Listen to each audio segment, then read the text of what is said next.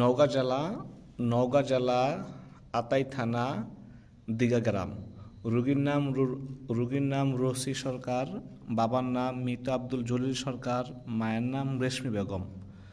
ঠিকানা নওগাঁ জেলা, আতাই থানা, দিঘা গ্রাম। রুগীটা খুঁজে বাহির করুন। জি পাইছি।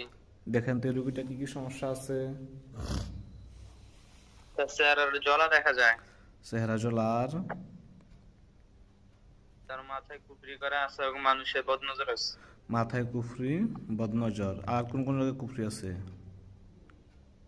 এবং তার সিনা ফিট এবং হাত পা কুপরি করা। এই রোগীটার বিয়ে হইতেছে না, দেখেন তো তার বিবাহে কোনো বাধা আছে কিনা, বিবাহে কোনো বন্দিশ আছে কিনা। ইয়া রাব্বুল আলামিন, যদি বিবাহে যত বাধা আছে সব দেখানো। বিসমিল্লাহির রহমানির রহিম।